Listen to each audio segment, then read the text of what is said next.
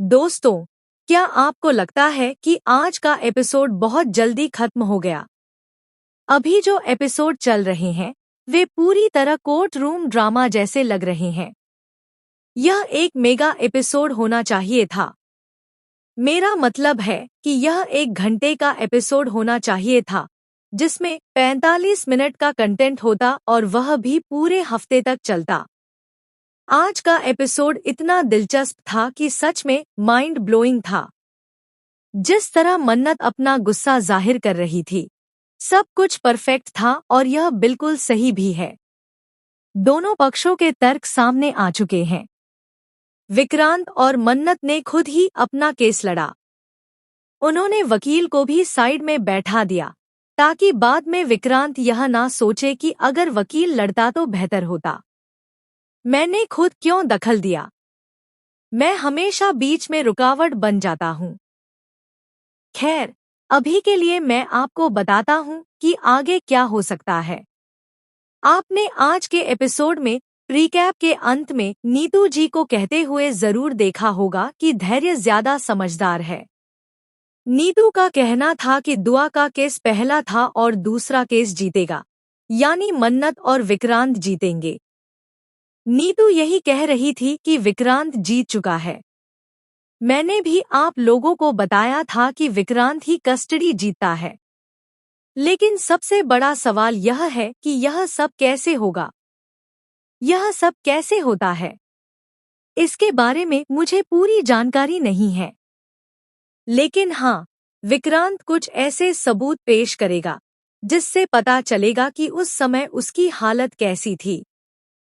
खासकर विशाखा के बारे में उसका बयान कि उसने झूठ बोला और उसे मैनिपुलेट किया, जिससे वह गुमराह हो गया। इसके अलावा नीतू और रॉनी सर की बातें। नीतू जी खुद कहती है कि वह उसे दवाइयां देती थी और सच्चाई उससे छुपाती थी। यह सब सुनकर हर किसी का दिल टूट जाएगा। हो सकता है कि जज इन सब बातों को इसी तरह देखे और कस्टडी विक्रांत को दे दे। ऐसा लग रहा है कि कुछ ऐसा ही आगे हो सकता है। आज के एपिसोड में नीतू जी यह भी कह रही थी कि उन्हें पता है मन्नत तुम्हारी गलतियां नहीं गिनेगी, इसलिए चिंता मत करो। विक्रांत को देखते हुए सच में लगता है कि वह बहुत मासूम है। उसके एक्सप्रेशंस कमाल के होते हैं। जब वह मासूमियत से देखता है तो ना गुस्सा आता है और ना ही चिढ़ होती है। कभी कभी लगता है कि उसे देखना भी मुश्किल है। लेकिन जब वह मासूमियत से और नरमी से बात करता है, खासकर गुस्से में भी वह इज्जत से बात करता है, जैसे मिस मन्नत, आप क्या कर रही हैं, तो उसका यह अंदाज बहुत अच्छा लगता है।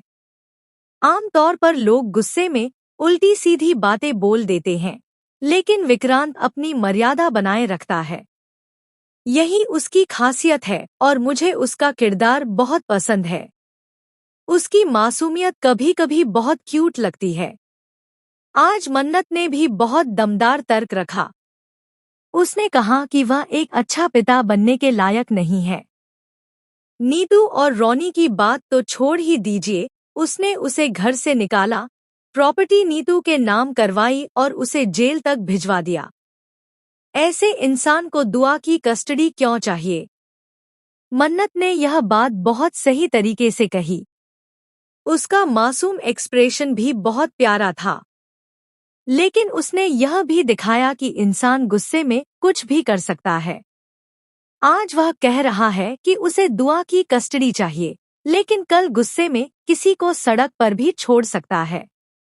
मन्नत ने विक्रांत पर कई बार भरोसा किया और हर बार उसका भरोसा टूटा। ऐसे में वह उस पर दोबारा कैसे भरोसा करे? यही सबसे बड़ी समस्या है। दूसरी तरफ, अगर धैर्य ने मन्नत की प्रेगनेंसी से लेकर अब तक सब्र ना रखा होता और दुआ व पूरे परिवार का ख्याल ना रखा होता, तो हालात बहुत खराब हो सकते थे। मन्नत ने भी यह बात कही। धैर्य ने एक जेंटलमैन की तरह सब कुछ किया और बिना किसी स्वार्थ के सबका साथ दिया। शुरुआत से ही उसे मन्नत से प्यार नहीं था और आज भी वह प्यार नहीं, बल्कि पसंद जैसा है। लेकिन दुआ से उसे सच्चा प्यार है। यही सच्चाई है।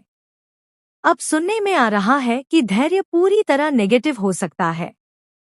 हालांकि इसकी संभावना कम है, क्योंकि विक्रांत ने कस्टडी वापस उन्हें दे दी और कहा कि वे दुआ को पालें। फिर भी कुछ ऐसा होने वाला है जिससे धैर्य का मानसिक संतुलन बिगड़ सकता है और वह थोड़ा पागल जैसा हो सकता है। आगे क्या होता है, यह देखना दिलचस्प होगा। एक और बात, इतनी तेज धूप के कारण लगता है कि दुआ बेहोश होने वाली है। एक अजीब सा सीन आने वाला है। जैसे ही कोई अपडेट मिलेगा, मैं आपको जरूर बताऊंगा। ऐसा लग रहा है कि दुआ को विक्रांत के बारे में कोई सच्चाई पता चलती है, जिससे वह भागने या कहीं छुपने की कोशिश करती है और इसी दौरान धूप में विक्रांत के बारे में कोई सच्चाई पता चलती है, जिससे वह भागने या कहीं छुपने की कोशिश करती है और इसी दौरान धूप में दौड़ते दौड़ते बेहोश हो जाती है। यह सीन काफी इमोशनल हो सकता है।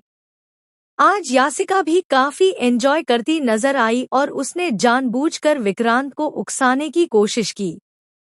धैर्य, मन्नत और मल्ला का सीन भी बहुत अच्छा और मजेदार था। मल्ला का किरदार काफी दिलचस्प है। इतना सब होने के बाद भी उसका एटीट्यूड कम नहीं होता। वह अभी भी पूरे एटीट्यूड के साथ बात करती है। भले ही वह घमंडी है, लेकिन उसका किरदार काफी इंटरेस्टिंग है। मल्ला ने यह भी कहा कि मन्नत के दिल में सिर्फ विक्रांत है और यह बात सच भी है। 7 साल बाद भी दोनों एक दूसरे की तरफ खींचे चले जाते हैं। हमें मानना पड़ेगा कि विक्रांत आज भी मन्नत के दिल में है। मन्नत सिर्फ धैर्य की वजह से रुकी हुई है।